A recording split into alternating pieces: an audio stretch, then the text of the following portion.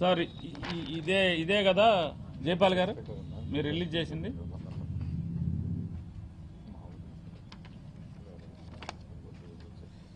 మీరు నేర పరిశోధనలో నిష్ణాతులు జైపాల్ గారు, నేర పరిశోధనలో అద్భుతమైన నిష్ణాతులుగా మీకు పేరుంది. ఒకసారి కమిషనర్ గారి సంతకం చూడండి. ఒకసారి నిజంగా ఆయనే పెట్టాడా,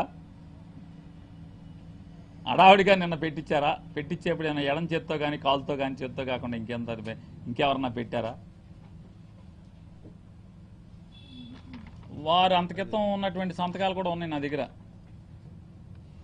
అంటే మీకు తేడా కనిపించకపోవచ్చు, మీరు ఒకసారి ఎవరికన్నా చూపించినా సరే ఇదేమో అక్షరకృష్ణ సంతకం. వెనకటికి రాత్రిపూట పివి నరసింహారావు ఉండగా అక్షరకృష్ణ అని రాత్రిపూట సంతకం నేర్పేవాళ్ళు, పేరు రాయటం సంతకం నేర్పేవాళ్ళు, రాత్రిపూట దీపం పెట్టి నేర్పేవాళ్ళు. వయోజన విద్య అండి బాబు గారు, వయోజన విద్య అని ఇది ఆ సంతకం. ఇది చూడండి ఒకసారి, వారి స్ట్రోక్స్ చూడండి ఒకసారి. ఇది ఆయన పత్రికా ప్రకటన. గతంలో ఇట్లాంటివి చాలా ఉన్నాయి. ఒకసారి ఇది ఒరిజినల్ కాదో ఒకసారి చెక్ చేసుకోండి జైపాల్ గారు.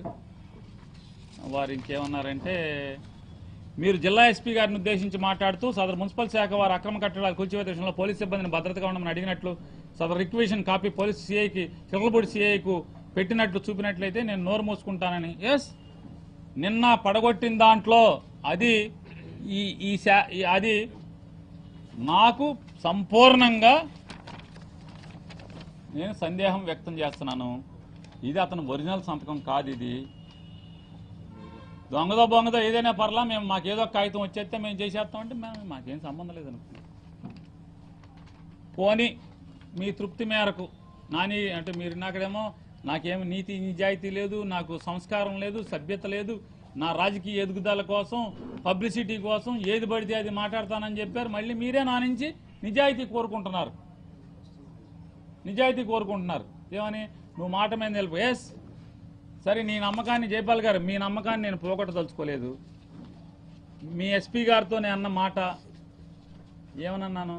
ఎస్పీ గారు చూసుకోండి, కమిషనర్ గారు బందోబస్తుకు రమ్మన్నారని కుల రవీంద్ర గారు మీకు ఫోన్ చేయగానే కమిషనర్కి అండగా పంపడానికి మీరు చెప్పంగానే 100 మంది పోలీసుల్ని పోలీస్ స్టేషన్ నుంచి బయటికి తీసుకొచ్చేసేసి అక్కడికి కూలదోటాకి